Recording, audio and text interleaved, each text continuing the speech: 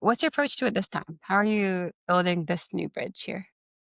So the bridge is basically I left from Uzbekistan, where I'm born and raised. And when I was a teenager, I went first to US and then I ended up in Denmark studying. And then I came to Finland after 12 years in Denmark. So I moved here already with the baggage of growing and developing, working in a Nordic country. So it wasn't, you know, a way for me, a lot of time, because I moved such a young age, it was definitive time. A lot of time I spent on trying to belong in Denmark, trying to belong in Finland, and figuring out what's the narrative for me to survive in the Nordic context. And I started as an activist, and somehow, I was always, chatty and talkative. And so my mentors and teachers said, like, go in and talk about international students, why they matter.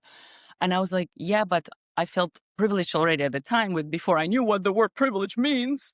And so then I was thinking, yeah, but there's other people who really need to be heard. But anyway, so I got in.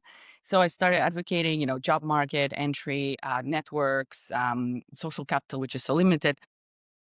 Way I looked at it was that I hated the stuff that happened to me in my childhood because otherwise I wouldn't move out of my country.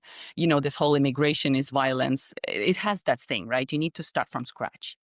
And so growing up, figuring out ways, where do I feel belong? Where do I feel opportunities? Where can I make money on my own terms was really nice way for me as an Uzbek young girl. And then like now it's like as a professional showcasing that, hey, we can really bloom where we're planted. Now, after I turned 40, there's been, I don't know, you call it midlife crisis. I felt there's some emptiness in my room, in my space. I don't really feel I'm like, it's something clicks, that I have had all the nice awards. I joined the fantastic networks across Europe.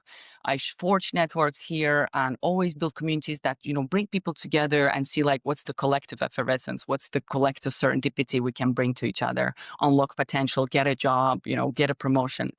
So I figured out that I want to connect to my native region and figure out how is the leadership now after 30 years of independence, after Soviet Union dropped out, can I actually reconnect with my roots and feel stronger about it? So I went to Kazakhstan last year. It's a Central Eurasian Leadership Alliance network, which was quite a nice competition to get into it. And I said to them, I want to give back to my community, want to talk about inclusive leadership, uh, artisans, helping the craftsmen, craft people to bring in that. And that was a way to challenge my thoughts and my internalized racism, my way of like turning away from something that would actually make me stronger. So I realized how much I needed to decolonize my thinking, to figure out like that there's no need to be inferior. You're speaking Russian or you're speaking Uzbek, Kazakh, Azerbaijani.